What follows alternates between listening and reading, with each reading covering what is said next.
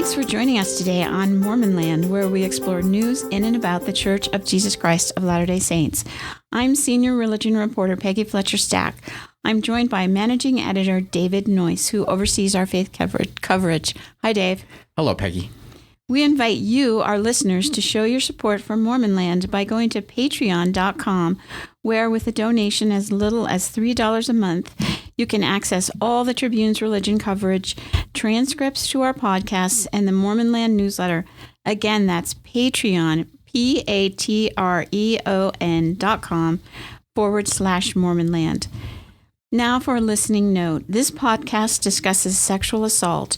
If you need to report or discuss a sexual assault, you can call the Utah Rape and Sexual Assault Crisis Line at 801-736-4356. Now for our show. Rabbi Avremi Zippel was 8 years old when his nanny began sexually abusing him in a downstairs bathroom in his Salt Lake City home. For Zippel, the abuse, which continued for a decade, violated everything he believed as an Orthodox Jew and threw him into a whirlwind of shame, guilt, depression, anxiety, and even questions about God. He eventually told his wife, his parents, his siblings, a therapist, and the police, which was an agonizing but ultimately healing journey. Zippel, who followed in the footsteps of his father, Rabbi Benny Zippel, a Chabad Lubavitch leader in Utah, tells the harrowing story in his new book, Not What I Expected, a 20-year journey to reclaim a child's voice. He joins us in studio to discuss what he endured, his book, and what religious leaders can do in the fight against sexual abuse. Rabbi Zippel, welcome. Well, thank you. Thank you guys for having me. It's really an honor to be with you this morning. Okay, so tell us a little bit about how the abuse began and how it made you feel.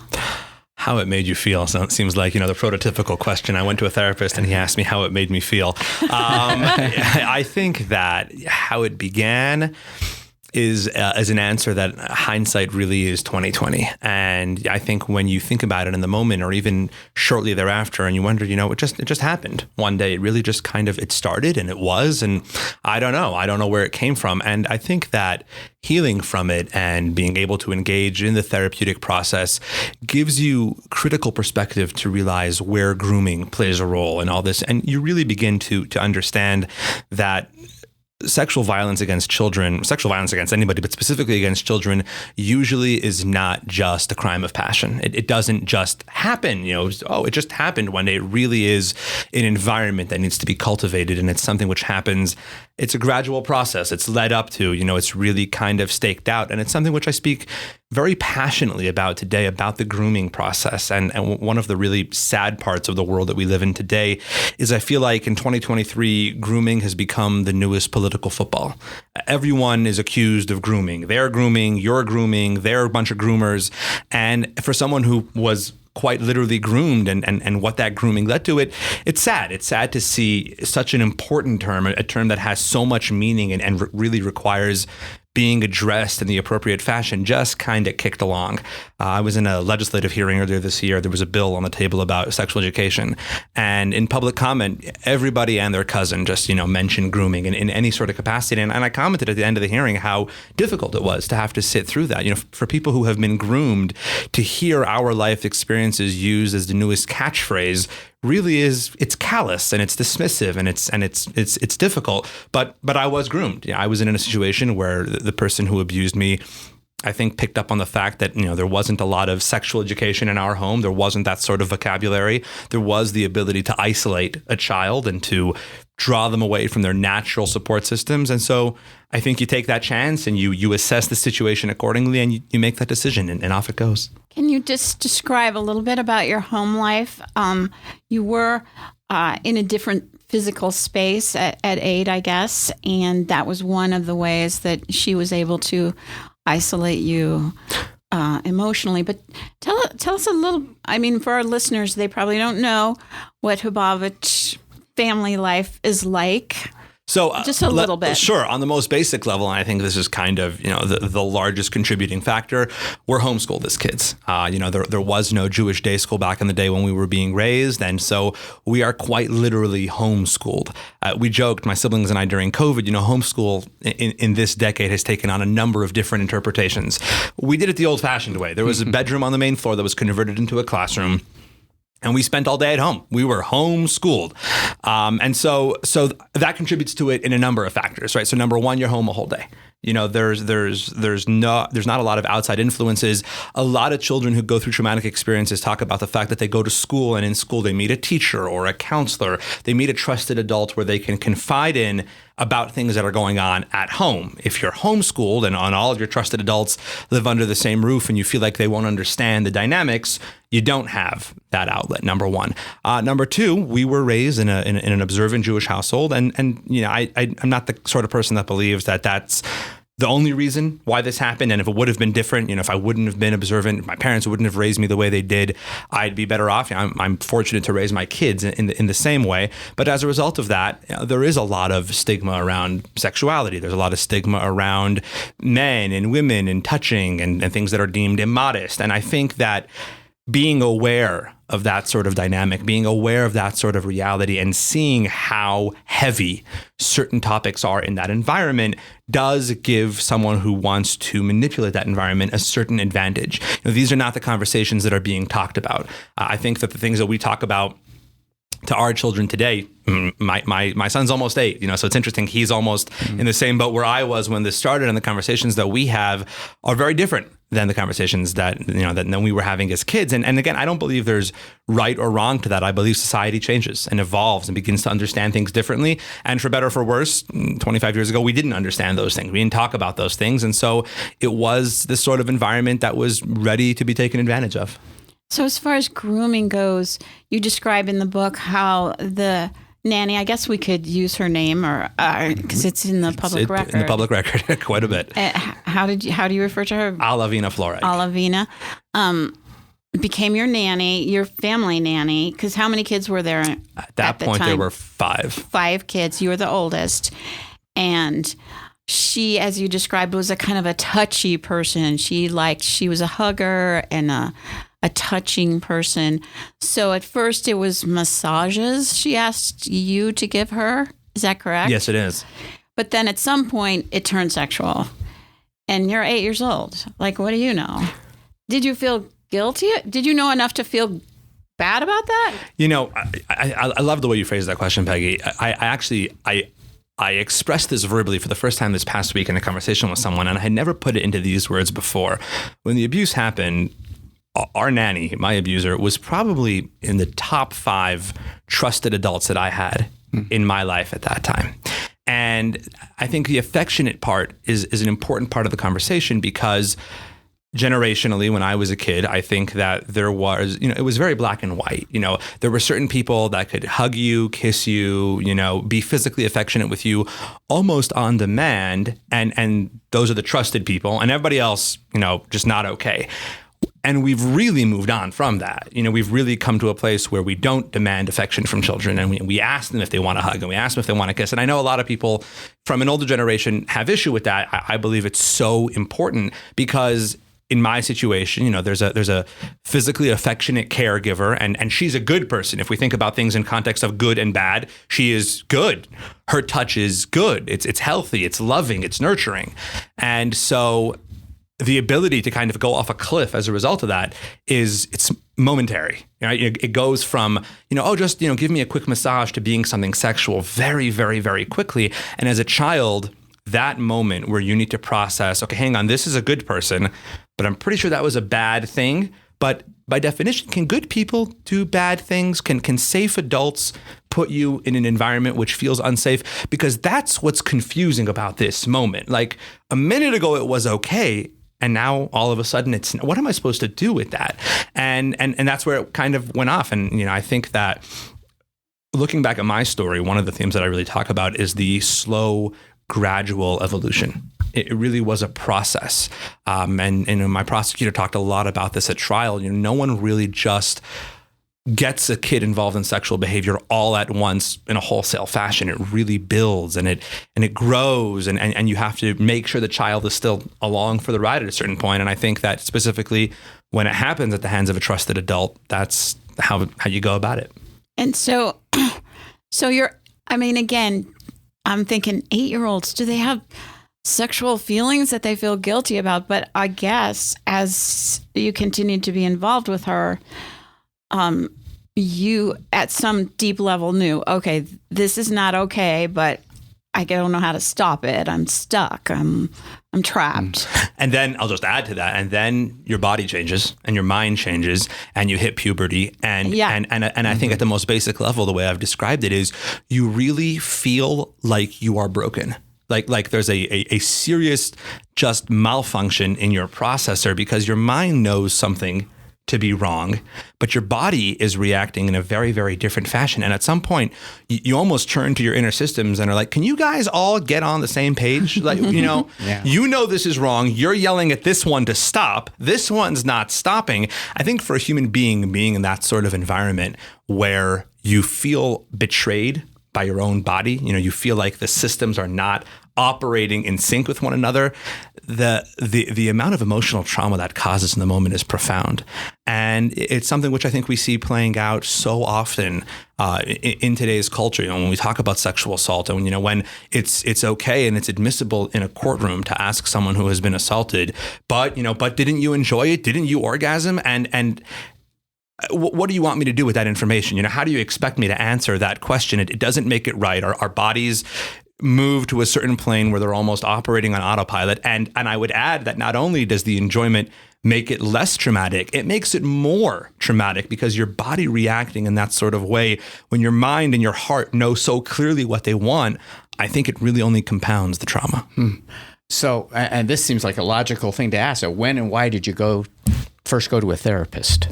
I went to the therapist many, many years after. Really? So this went on for about a decade. It started right when I turned 8. And when I turned 18, my family stopped employing her on good terms. She, at that point, most of the kids were out of the house in school and we had all moved on. And at that point, when it was no longer a present reality in my life, I said to myself, great, I'm going to take all of these traumatic memories and find a very big box in the corner of my mind. You tucked them away. Stuff them away. And I got a lock and a key too, and I was going to just bury them. And I committed myself on that day, at that moment, to never think about them ever again. And the remarkable thing is I would wake up every morning recommitting myself and thinking so energetically and so passionately to not thinking about something. And you think just about, the torture you put yourself through. This is currently top of mind and I'm not going to think about it and I'm not going to think about it. And you're thinking about it the whole time. You're not going to think more and more about about not thinking about it. And at some point, this is for me quite a powerful theme in the book. You keep looking for exterior things that will change your reality. So for me, one of those was marriage. We don't date in our society and we don't have girlfriends, we don't have premarital sex. And so for me, getting married, being sexually active in a healthy environment was just going to, wash everything away. And you really believe that. And you really, you put all your hopes and prayers on this reality that's going to change everything. And turns out it doesn't work like that. It turns out that it doesn't just, cover up all the bruises. And so eventually it came to the point that I wasn't functioning normally. At some point, all of those things that you tuck away in that box just explode out of the box, and there's wreckage everywhere, and there's stuff everywhere, and you've got to pick yourself up and deal with it. And so that's what led me to therapy.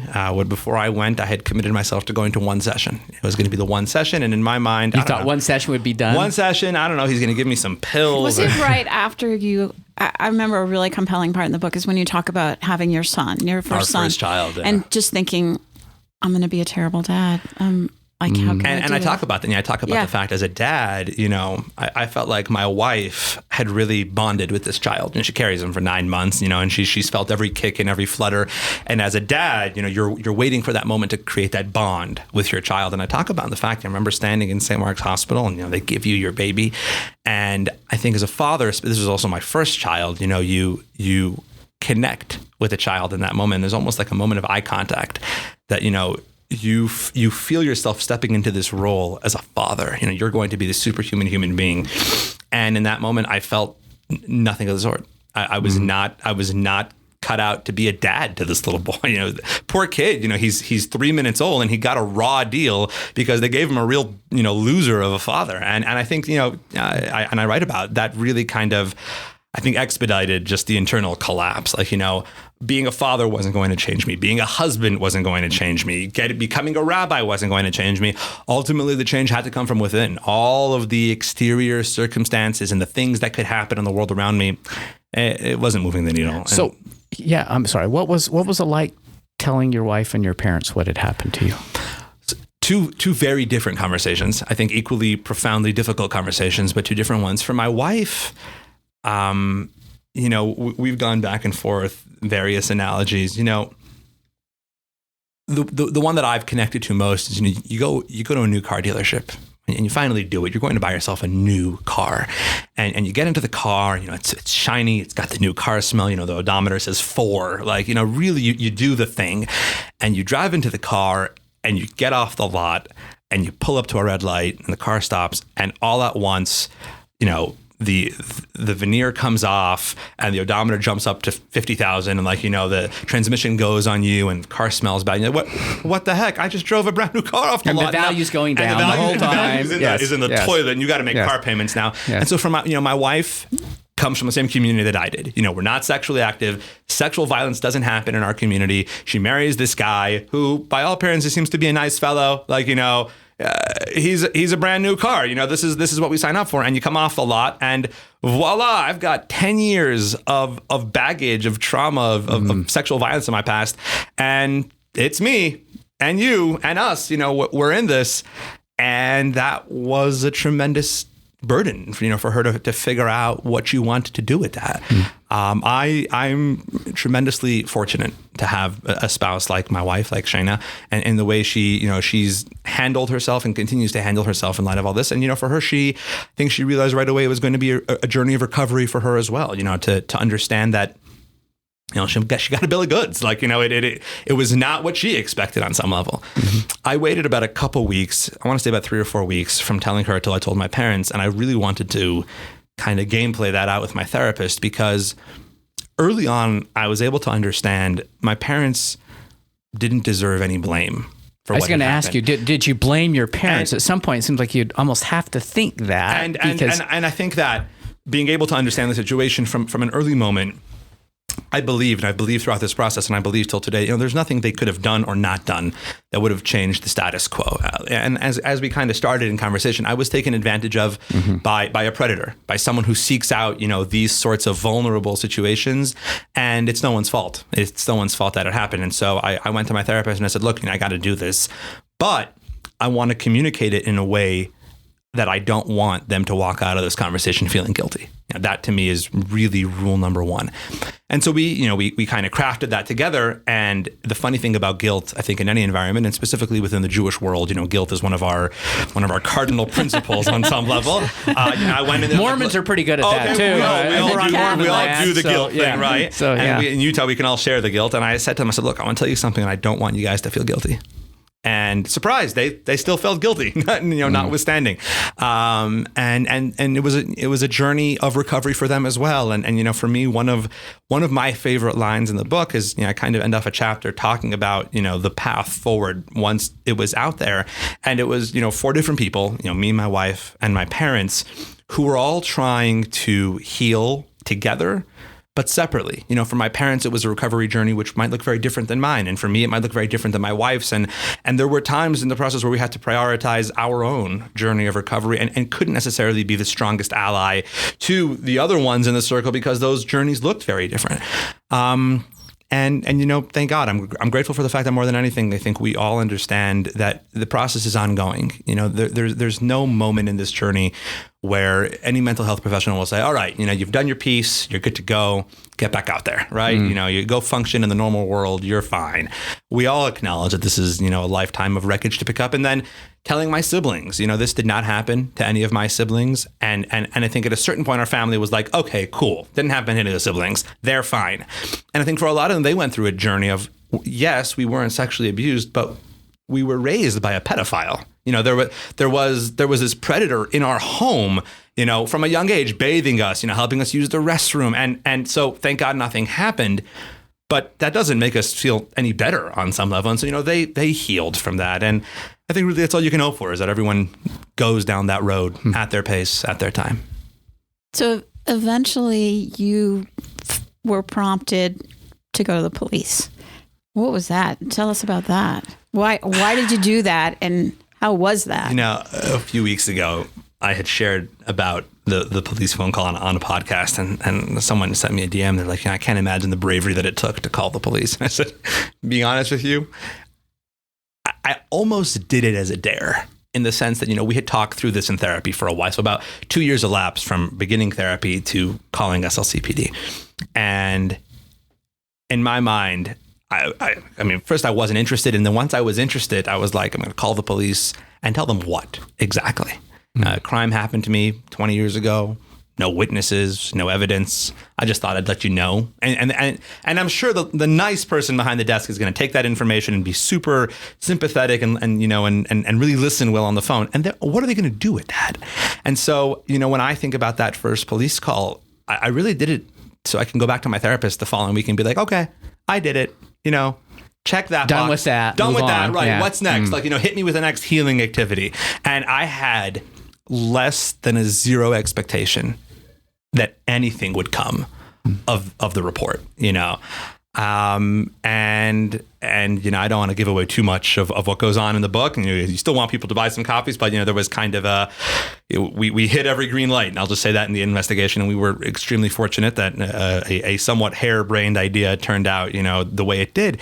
But you do it, and you kind of let all the cards fall from there. And it was a surreal journey dealing with law enforcement, and being part of that investigation and seeing where that went was definitely not what I expected. We can say ultimately Alvina was convicted of child sexual abuse, correct? Charged and convicted. Charged, and there was a trial. We went through the whole journey. Did they ever find out whether she'd done this to other people? So I will say, the case was brought to trial. She was arrested on suspicion of 130 counts of aggravated sexual abuse of a child. She was charged with 7 felonies. And at trial, the trial strategy was, at trial we knew that it hadn't happened to any of my siblings. So, we go into trial with this mantra of, it's just me.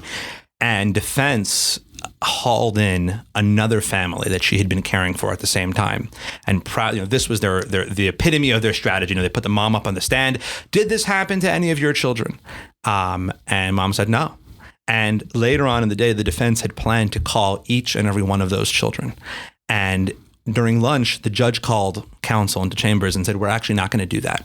If you want to call witnesses that can dispute the material facts of this case, then great. But to quote the judge in this case, Ted Bundy didn't kill every human being he met. He killed a whole bunch of them, but he didn't kill all of them. Right. And so for me, I think that survivors in this space often feel under attack by that talking point. You say this person did it to you. Here's a whole bunch of people he didn't do it to. Yeah. Oh, really? He didn't do it to all those people. And what does that have to do with me? What does that have to do with my circumstance? What does it have to do with my situation? And so I think, hearing that attitude from a judge in a court of law saying, we are here to dispute these facts, these allegations that are in evidence. If someone wants to speak up about the veracity of these allegations, then great. But we're not going to do this parade that, in her lifetime, my abuser came in contact with 5,053 people and 5,052 say it didn't happen to them, because that's not how our justice system should be working. About a year and a half ago, in the summer of 2021, almost coming up on 2 years now, another victim has come forward.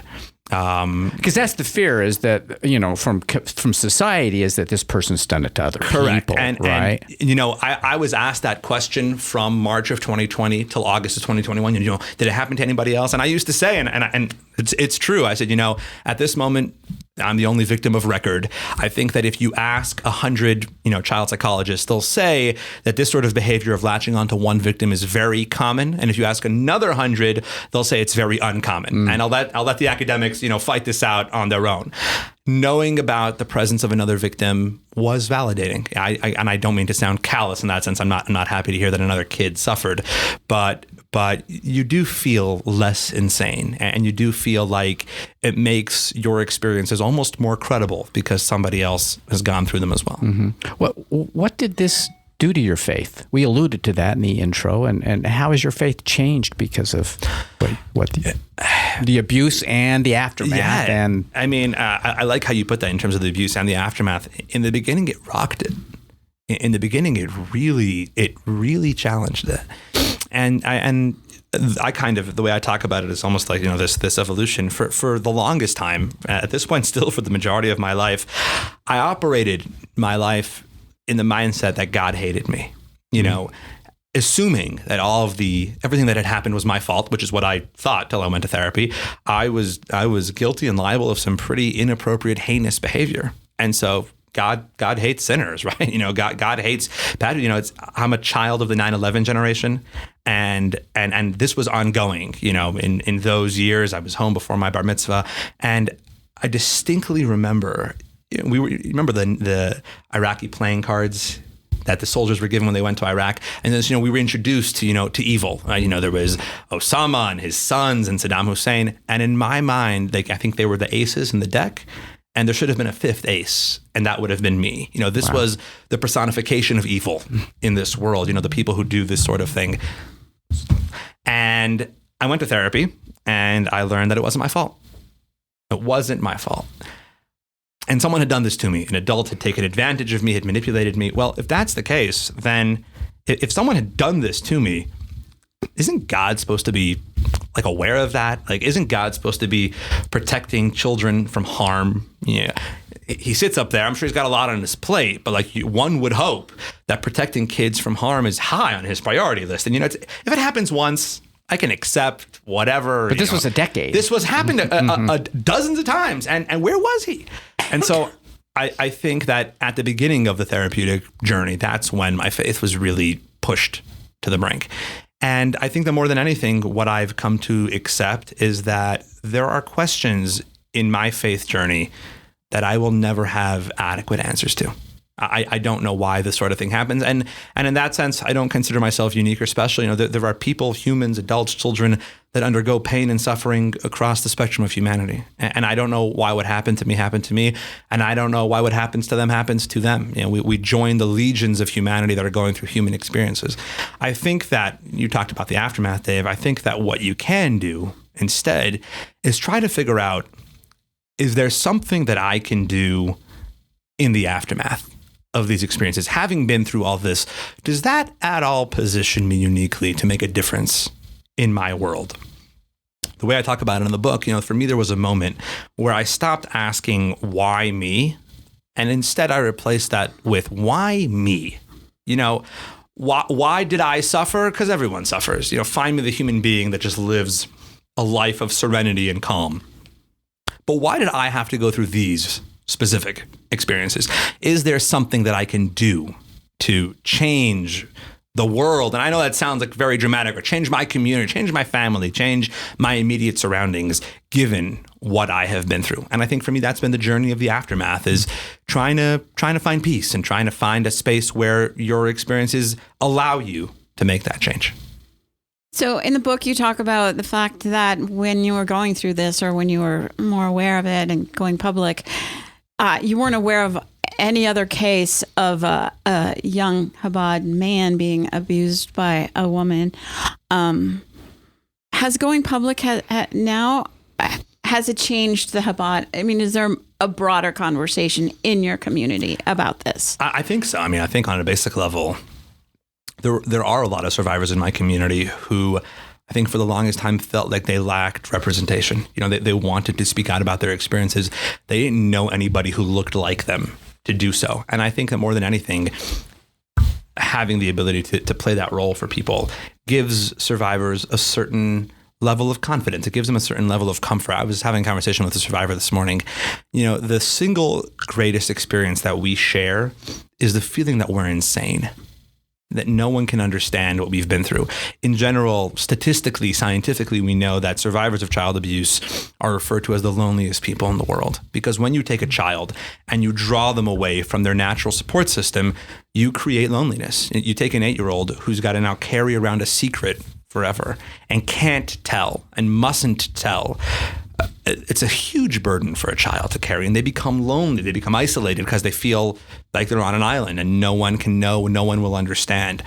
I think when you grow up and you are part of a community and you're now an adult, but you feel like your experiences set you apart from everybody else in the entire world, that loneliness is exacerbated. And all of a sudden, it really feels more profound. I'd say, I think on the most basic level, creating the forum and the space for survivors to feel like they are represented, to feel like there's someone out there they can talk to. And at this point, it's not someone, it's multiple someones.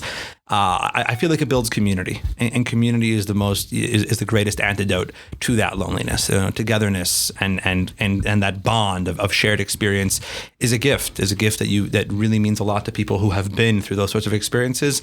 And on some level, it's all you can hope to accomplish, is to make the load easier for the next person coming down the line. Let me turn to a public policy issue.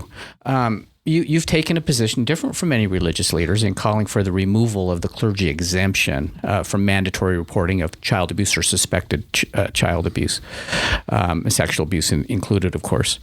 Why should that loophole be dropped? I love that question because it's kind of fundamental to the conversation, and it's always the starting point. And there's an old aphorism that Jews respond to a question with a question, and so I'll gladly step into that. I'd love for someone to explain to me why that loophole should exist. And so, we always have this conversation, should we close the loophole? For me, the most basic talking point is, if we were to put in policy today the idea of mandated reporting. Every human being is a mandated reporter. Every adult in the state of Utah is a mandated reporter. And we were to sit down and say, okay, we have this blanket policy. Should we leave anybody out of the conversation? And a person would get up and say, yes, I think clergy should be left out of the conversation. I think as a society, we'd be like, why? Why would we leave? Why? Nurses are in, doctors are in, teachers are in, soccer coaches are in. Everyone who interfaces with children is in. But clergy should be out. I push the question back at you. Why is there a loophole in the first place? I think that specifically here in the state of Utah, given the nature of our community, of our state's demographics, I think that the campaign to close the clergy loophole is almost being perceived as an attack on the clergy. It's a slap on the wrist, as it were. It's almost a punishment. And I make a very, very, very sound counter argument, and that is, I think it's a gift. A number of years ago, we opened a school, and in my capacity as a member of the faculty, we have a preschool. I am a mandated reporter, and there was a situation which led us to question whether we should report or not. And I remember thinking to myself, I don't believe this allegation. This 3-year-old came to school and said some pretty, questionable things. And I know that family. I don't get it. And it was at that moment that I realized why we have mandated reporting in place. It's to remove us from the subjectivity of the conversation and allow an unbiased third party who doesn't know anybody involved to come in and conduct a fair investigation.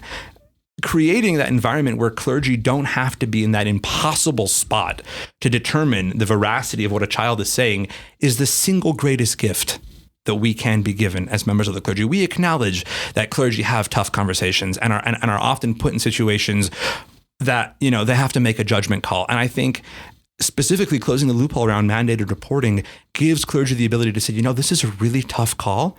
And guess what? I'm a member of the clergy. I'm not God, though, and I'm not cut out to make this call. And I'm going to allow somebody else, a professional, to come in and make this call.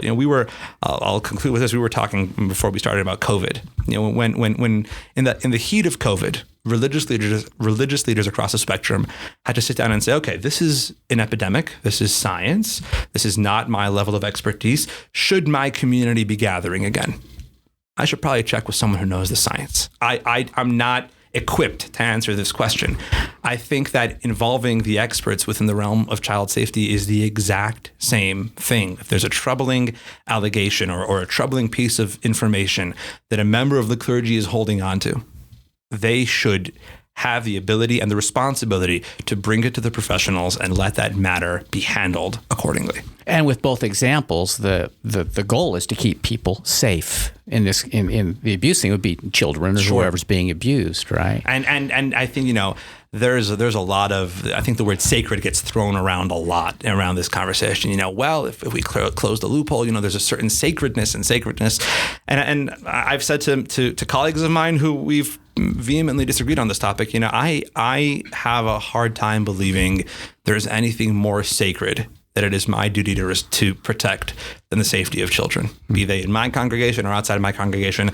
That is sacred to me, and there's nothing that compares to that level of sacredness. Nothing. If there's a child in my community who was in harm's way and there was any sort of religious practice that posed opposition to protecting that child, from my faith's perspective, we do away with that and we prioritize children, we prioritize life, we prioritize safety.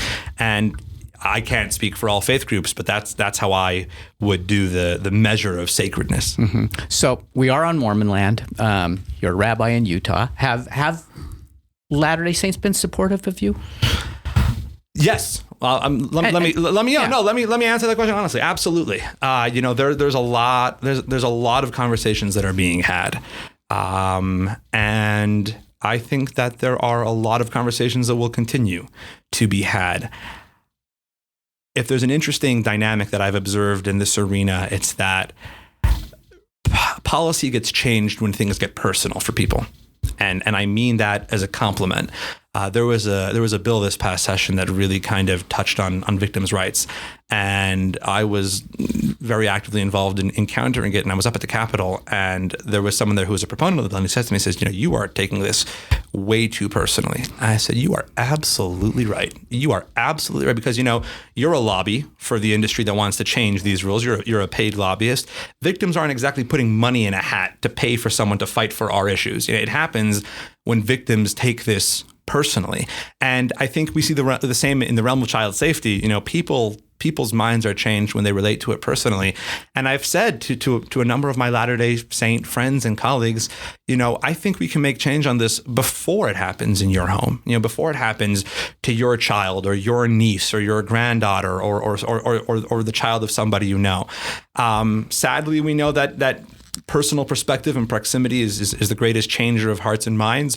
And it's my hope that I think enough people can step forward that can create that current without other children having to be added to the pile in order for minds to be changed. Okay, so last question. What do you hope readers take away from this book? I hope that on a meaningful level, I hope readers understand that life very often is not what you expect. For me, being in this role is not anything that I had envisioned for myself.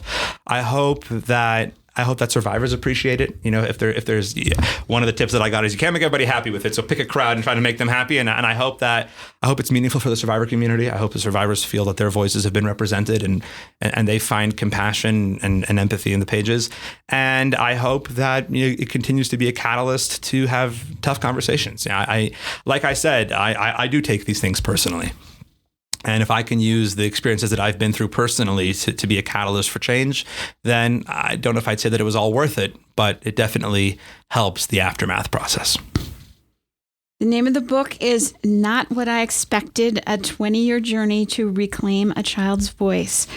Rabbi Avremi Zippel, thanks for joining us today. Thank you guys for having me. It's been an honor. And thanks to Dave Noyce. Always a pleasure. And to our producer, Chris Samuels, we remind our listeners they can keep up on all the happenings in and about the church by subscribing to the Salt Lake Tribune's free Mormon Land newsletter. Just go to sltrib.com to sign up, and we'll talk again next time on Mormon Land.